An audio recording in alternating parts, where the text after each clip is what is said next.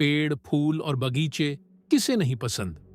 तेज धूप में पेड़ की छांव में बैठना और बारिश में उसकी पत्तियों से गिरती बूंदों को अपने चेहरे पर महसूस करने का अपना ही एक अलग मजा होता है। लेकिन भारत में कुछ ऐसे भी पेड़ हैं जिन्हें जानलेवा माना जाता है, क्योंकि रात के समय वहां किसी अनजानी शक्ति का वास होता है। आज की कहानी एक ऐसी ही डरावनी घटना पर आधारित है, जो उत्तर भारत के एक बड़े यूनिवर्सिटी कैंपस से जुड़ी मानी जाती है। राहुल, करण और सिद्धार्थ तीनों नॉर्थ सिटी यूनिवर्सिटी में पढ़ते थे और कॉलेज हॉस्टल के एक ही कमरे में रहते थे। यह उनका पहला साल था और बहुत जल्दी उनकी गहरी दोस्ती हो गई थी। एक रात तीनों ने कैंपस को एक्सप्लोर करने का प्लान बनाया। उन्हें किसी सीनियर ने बताया था कि कैंपस के अंदर एक बहुत पुराना पीपल का पेड़ है, जिसे लोग शापित पेड़ कहते हैं। कहा जाता था कि वहां जाना सख्त मना है। जिज्ञासा के चलते तीनों ने तय किया कि वे उस पेड़ को देखने जाएंगे। वे एक पुरानी दीवार फांदकर उस कंपाउंड में पहुंच गए जहां वह पीपल का पेड़ खड़ा था। पेड़ जितना विशाल था, उतना ही डरावना भी।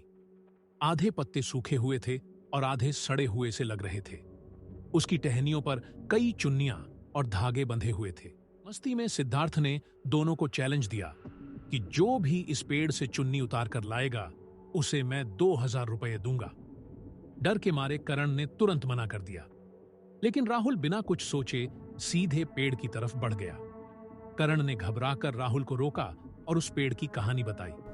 कहा जाता है कि कई साल पहले एक लड़की को उसके प्रेमी ने मारकर उसी पेड़ के नीचे दफना दिया था।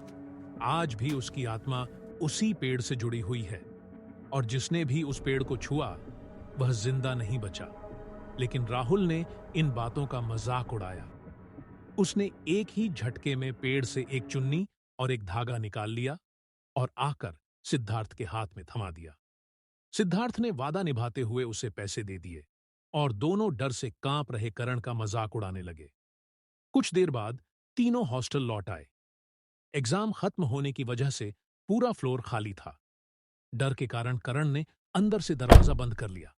कुछ ही देर बाद शीशा टूटने जैसी तेज आवाज से तीनों की नींद खुल गई। खिड़की अपने आप बार बार खुल रही थी। राहुल उठा और डरते हुए खिड़की बंद की, लेकिन इस बार वह बिल्कुल चुप था। अचानक खिड़की फिर से खुल गई और राहुल जोर जोर से चिल्लाने लगा। उसने कहा कि खिड़की के बाहर एक बिखरे बालों वाली, घावों से भरी भयानक औरत खड़ी है, जो उसे मारने की धमकी दे रही है।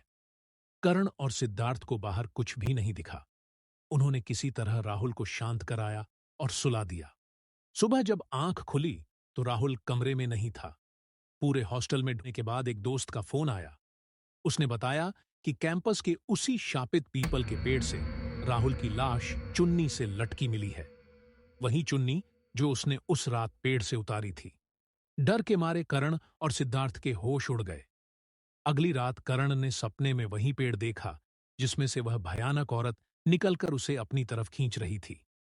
अचानक उसका गला दबने लगा और वह चीखते हुए उठ बैठा। तभी उसकी नजर सिद्धार्थ पर गई, जो बेड के कोने में दुबका किसी से बात करता हुआ कांप रहा था। करण वार्डन को बुलाने गया, लेकिन जैसे ही दरवाजा खुला, उसके सामने राहुल पड़े शरीर और हाथ में वही चुन्नी ली। करण की चीख निकल गई। अगले ही पल वह दृश्य गायब हो गया। कॉरिडोर में उन्होंने देखा कि सिद्धार्थ अपने आप घसीटता हुआ पीपल के पेड़ की तरफ जा रहा है। वह हवा में तैर रहा था और दर्द से चीख रहा था। अचानक उसकी गर्दन मुड़ गई और वह नीचे गिर पड़ा। तभी वही भयानक आत्मा उनके सामने आ गई। अगली सुबह सिद्धार्थ की लाश भी उसी पेड़ से लटकी मिली। इसके बाद पूरे कंपाउंड को सीमेंट से बंद कर दिया गया।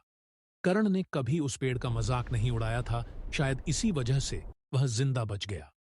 लेकिन लोग आज भी उस रास्ते से गुजरने से डरते हैं, क्योंकि कौन जानता है अगला शिकार कौन होगा।